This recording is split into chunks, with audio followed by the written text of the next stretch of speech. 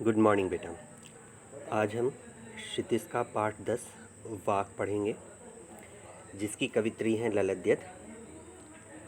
जिस प्रकार कबीर ने साखियाँ लिखी हैं, शबद लिखे हैं, तुलसीदास जी ने चौपाइयाँ लिखी हैं, उसी प्रकार से कश्मीरी कवित्री ललद्यत ने वाक लिखे हैं। इन वाकों में कवित्री ने अपने व्यर्थ हो रहे जीवन के विषय में बताया है। वह ईश्वर से मिलना चाहती है, ईश्वर के पास जाना चाहती है और उसके जीवन में किस प्रकार रुकावटें आ रही हैं, इस तरीके के कुछ बिंदु उसने अपने इन वाकों में उभारे हैं। पहला वाक है, रस्सी कच्चे धागे की खींच रही मैं नाव, जाने कब सुन मेरी पुकार, करे देव भव सागर पार, पानी टपके कच्चे सकोरे, व्यर्थ प्रयास हो रहे मेरे, जी में उठती रह हूँ, घर जाने की चाह है घेरे। प्रस्तुत वाक में कवित्री कहती है कि रस्सी कच्चे धागे की, कि मेरी ये सांसें कच्चे धागे की रस्सी के समान हैं, जिससे मैं अपनी इस शरीर रूपी नाव को खींच रही हूँ।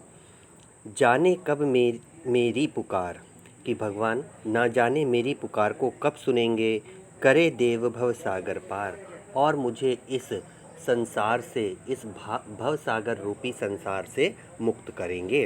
अर्थात कवित्री इस संसार से मोक्ष प्राप्त करना चाहती है और ईश्वर की शरण में चली जाना चाहती है। पानी टपके कच्चे सकोरे, व्यर्थ प्रयास हो रहे मेरे। सकोरे मिट्टी का बर्तन होता है, ठीक है, और वो कैसा है, कच्चा है। मिट्टी के बर्तन को जब हम आग में पकाते हैं तब वह पकता है, उससे पहले वह कच्चा रहता है।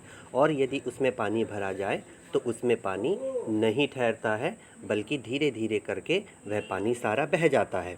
इसीलिए कवित्री कहती है, पानी टपके कच्चे सकोरे, व्यर्थ प्रयास हो रहे मेरे, कि मेरे द्वारा किए जाने वाले जो प्रयास हैं वह ठीक उसी प्रकार व्यर्थ हो रहे हैं, जैसे मिट्टी के कच्चे बर्तन में पानी को भरकर रखा जाए। जी में उठती रह हूँ, घर जाने की चाह है घेरे।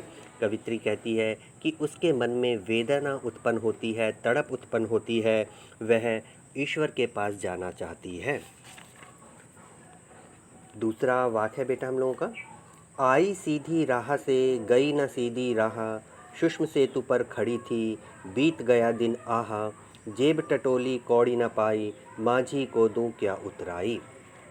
कवित्री कहती है कि जब वह इस संसार में आई थी तो वह बिल्कुल शुद्ध थी, पवित्र थी, गई न सीधी राह, किंतु जैसे जैसे वह संसार के संपर्क में आती गई वैसे वैसे उसके मन में छल, कपट, मोहमाया, भोग विलास आदि समाते चले गए। इस प्रकार उसके जीवन में आडंबर आ गया।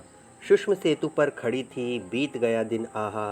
वह कहती है कि वह सुषमना सेतु पर, अर्थात हमारे शरीर में एक सुषमना नाड़ी होती है, जिसे हमारे और ईश्वर के बीच का पुल समान माना जाता है, क्योंकि जब हम ध्यान लगाते हैं तो उसमें सुषमना नाड़ी पर ही ध्यान लगाते हैं, तब ईश्वर की प्राप्ति करना चाहते हैं।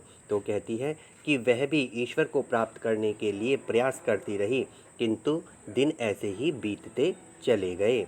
जेब टटोली कौड़ी ना पाई, और इसे यह कब प्रतीत हुआ कि उसके सारे दिन व्यर्थ चले गए हैं, जब उसने अपनी जेब को देखा, अर्थात जब उसने अपने कर्मों का हिसाब किया, तब उसने पाया कि उसके पास तो सत्कर्म है ही नहीं। माझी को दूं क्या उतराई।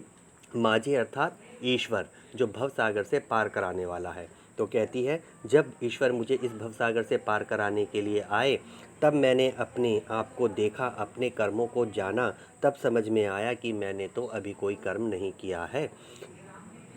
थर्ड, थल थल में बसता है शिव ही, भेद न कर क्या हिंदू मुसलमान, ज्ञानी है तो स्वयं को जान, वही है साहिब से पहचान।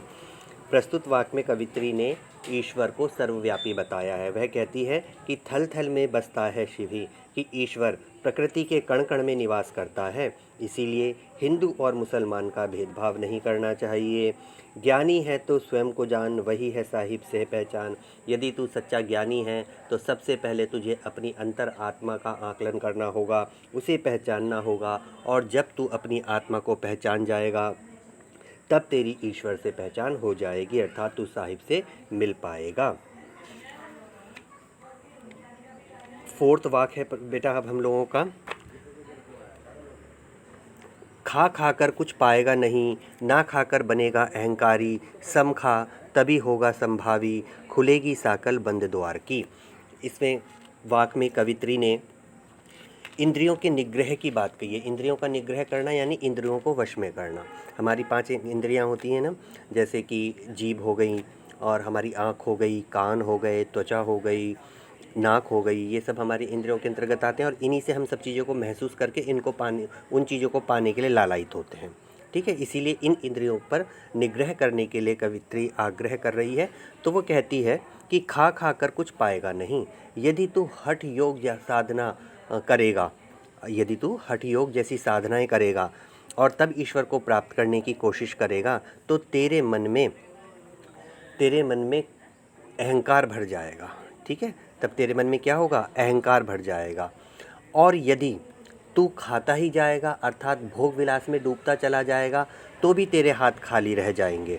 सम खा तभी होगा संभावी। यदि तू ईश्वर को प्राप्त करना चाहता है तो तुझे समानता का भाव रखना होगा, अपनी इंद्रियों का निग्रह करना होगा, अपनी इंद्रियों को वश में करना होगा। खुलेंगी सांकल बंद द्वार की, और जब तू अपनी इंद्रियों को अपने वश में कर लेगा, तब ज्ञान की जो ये बंद सांकलें हैं ये स्वयं खुल जाएंगी और तुझे ईश्वर की प्राप्ति हो जाएगी। तो बेटा ये था हमारा लेसन 10 वाक। अगला चैप्टर अगली वीडियो में मैं आप लोगों को सेंड करूँगा। गॉड ब्लेस यू, जीते रहो, सदा खुश रहो।